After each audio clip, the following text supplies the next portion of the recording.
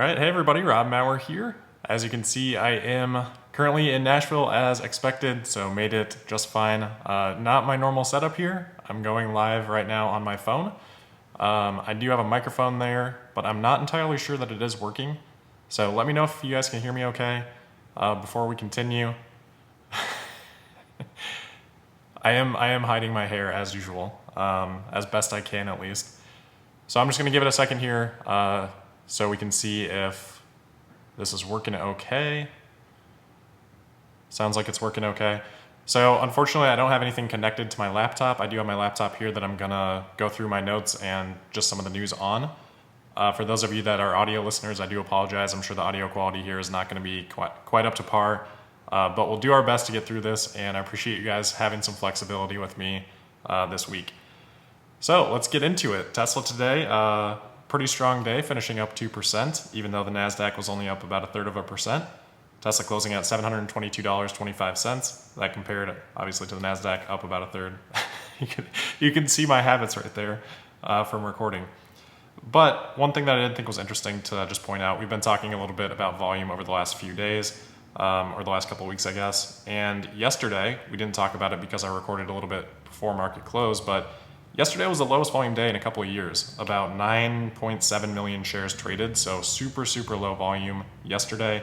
Today that did spike back up, so the largest volume we've seen in a couple of weeks today. So some people have asked why I talk about the volume, and it's really just to get a sense of how much interest there is in the stock at that point in time. I think when there's low volume, it's just kind of, a little bit in the doldrums. I think the rest of my friends are coming back right now. So we might have a bit of an interruption here. Sorry. Sorry, guys. Just give me 1 second. We're doing it live. This is what happens. Hey, guys. Good. Hey, guys. You're good. I'll keep you outside. Okay, thanks, Colin. All right, so we're going to keep going. My friend's going to help out and keep them at bay for a second. Okay, so also on the stock, a couple of things here. We have a price target increase from UBS, so they've upped their price target to $725, up from $660. So I'm sure that helped the stock a little bit today. And then the other thing, which is also in the title of the episode today, is we did have a short seller that has, to some extent, capitulated.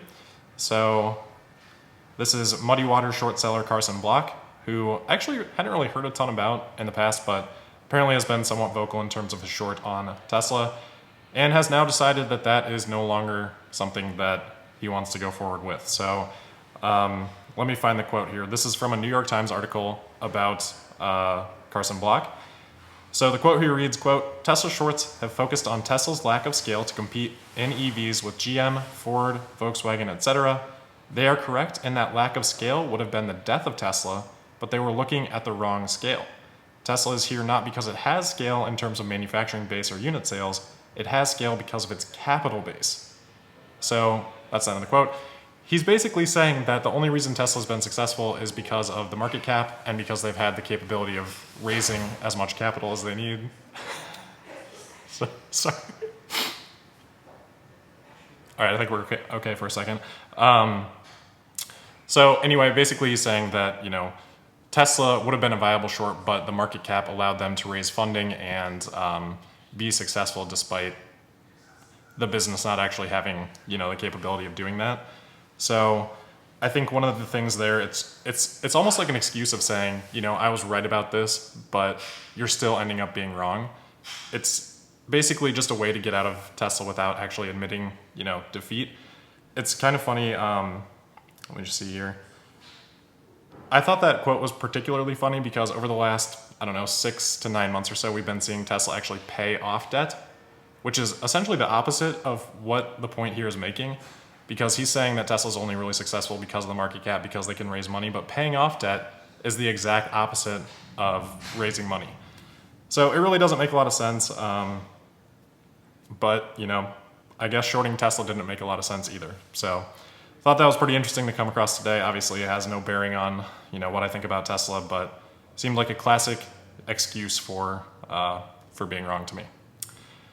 All right, next up here, and I apologize that you guys can't see this on screen. I guess I can maybe like hold my laptop up, but there is this Cybertruck patent that was published today, or I guess not Cybertruck patent, but a Tesla glass patent for basically the bending of planar glass. So very linear glass. Obviously, there's curvature in automotive glass, but in this case, this patent is about basically doing what they can to get these.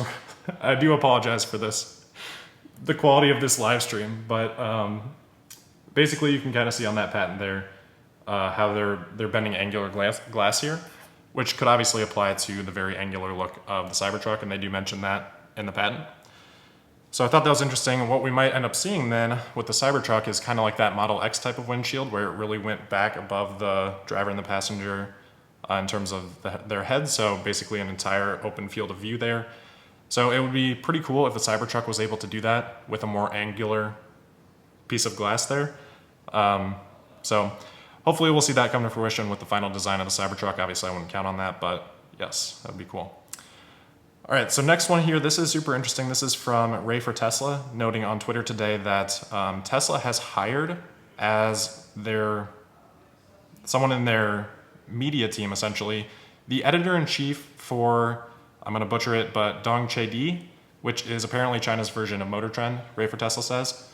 So it looks like Tesla is making a significant step up in terms of their media relations there in China, which is a continuation of the hiring that we've seen. I noted a few weeks back that there were a number of different job postings for Tesla China in terms of communications roles. So we're continuing to see Tesla step that up, and here with a really significant hire, the editor-in-chief of Dongchaedi. So I thought that move was pretty interesting. I'm glad that Tesla is taking that step up to do those things, to try to build that narrative a little bit back from the hit that it seemed to have taken here in the first half of the year. Next here, so demand, another thing that I noted in the title today. I'm sure many of you have seen this by now, but the Standard Range Plus delivery estimated dates have moved out to January. So the cheapest Model 3 now sold out for the entirety of the rest of the year, which, you know, almost a 6-month wait period there for the cheapest version of the Model 3. And the first thing I thought of when I saw this is it reminded me of the conversations that we've been having about Tesla advertising. And I've actually, you know, pointed out some of the merits of doing that. It could potentially have a positive ROI, but clearly Tesla doing just fine with that advertising here in the US, at least, North America. I think, again, Chinese situation is a little bit different, but it also kind of highlights that demand pocket concept that we've talked about. Demand isn't the stagnant concept of like there's one level of it. It varies in different regions. So anyway, in the United States and North America, it's doing super well. Demand for the estimated delivery time for the long-range Model 3 is out to November. Performance is 4 to 7 weeks. So unsurprisingly, Tesla seems to be prioritizing those more expensive vehicles, which is going to be really good, really great for margins for Q3 and potentially for Q4 as well. For the Model Y, estimated wait times are out to December. So I'm sure, you know, in a few weeks here, we'll probably see that move out to January as well.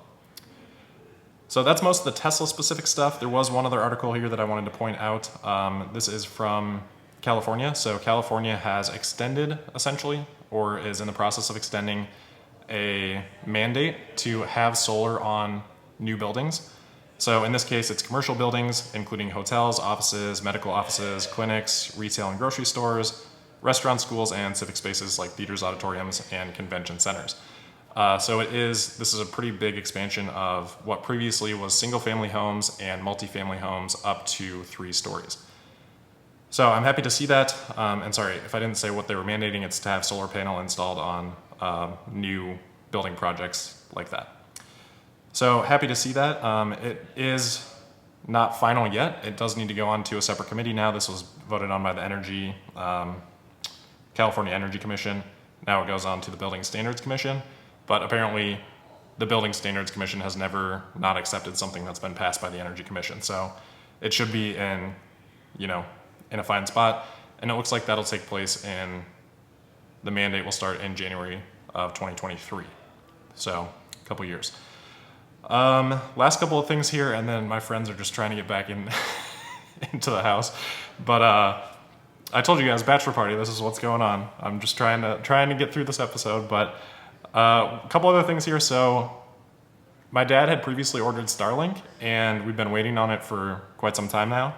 He got the email today that the Starlink order is ready. So I just wanted to share that with you guys that we will soon be Starlink customers, and I look forward to just reporting back on our experience with that.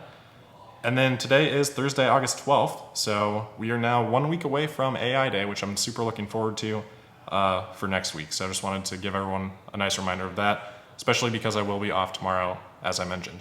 So I do see a few super chats here just on top. Let me just reach towards my phone here. John, thanks, saying I don't need to apologize. John, also thank you. Oh, you guys are just so nice. So we've got a question here from I cannot pronounce that, I'm sorry. I know I've seen you on here before. Do you think FSD data could be provided to a video game company to create real-life maps and architecture? Yeah,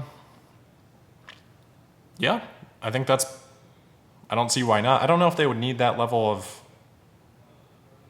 precision for what they're doing. I don't know. I think they could maybe get a lot of that from just satellite imagery, but certainly, yeah, could be an option.